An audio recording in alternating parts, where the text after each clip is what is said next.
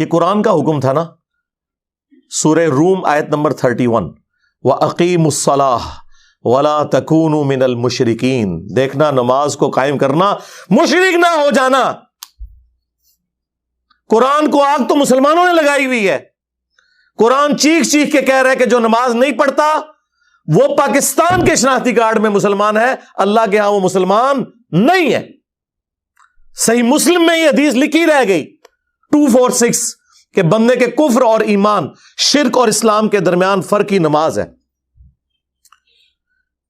یہ حدیث مسلم میں ہی لکھی رہ گئی کہ ابن مسعود رضی اللہ تعالیٰ عنہ کہتے ہیں کہ جماعت کے ساتھ نماز پڑھنا یہ سنت خدا ہے, یہ تمہارے نبی کی وہ سنت ہے جو اللہ نے انہیں عطا کی. اگر اسے چھوڑ دو گے تو برباد ہو جاؤ گے.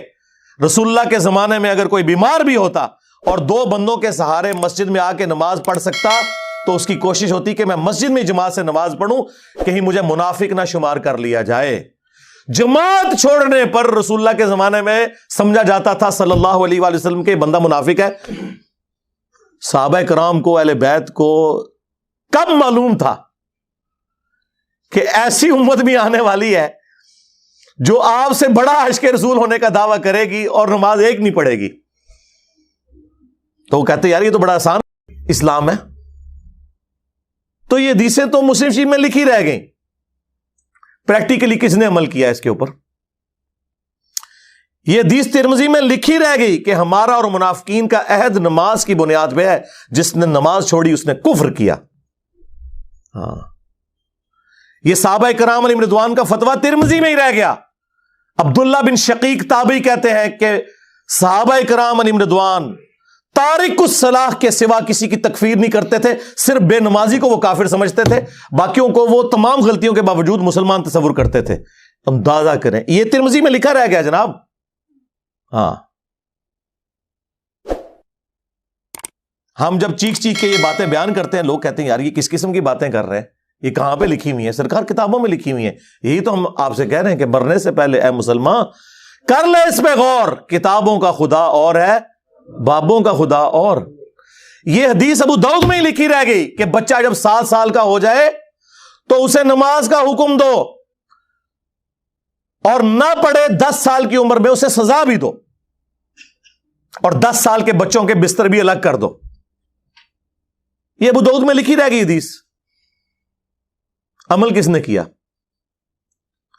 یہ حدیث ابن ماجہ میں لکھی رہ گئی کہ نبی علیہ السلام نے فرمایا اے معاذ, اللہ کے ساتھ شرک نہ کرنا, خواہ تمہارے ٹکڑے ٹکڑے کر دیے جائیں, تمہیں قتل کر دیا جائے, سولی دے دیا جائے, یا آگ میں زندہ جلا دیا جائے, شرک نہ کرنا. یہ پہلی نصیحت. اسی حدیث میں دوسری نصیحت, نماز نہ چھوڑنا. تمہارا اللہ کے ساتھ عہد نماز کی بنیاد پہ ہے, اگر تم نے نماز چھوڑ دی تو اللہ کا ذمہ اٹھ گیا تم سے. اور تیسری چیز فرمایا شراب نہ پینا, یہ تمام برائیوں کی جڑ ہے. تو یہ حدیثیں تو لکھی رہ گئی سرکار. یہ حدیث مسند احمد میں ہی لکھی رہ گئی کہ نبی علیہ السلام نے فرمایا کہ نماز قیامت کے دن نمازی کے لیے دلیل, نجات اور نور ہوگی, اور جو نماز نہیں پڑھتا قیامت کے دن نہ اس کے لیے کوئی دلیل ہوگی اللہ کے حضور بچنے کی, نہ نجات اور نہ کوئی روشنی, نور جو پولیس رات سے گزرنے کے لیے قرآن میں آیا نا وہ نور.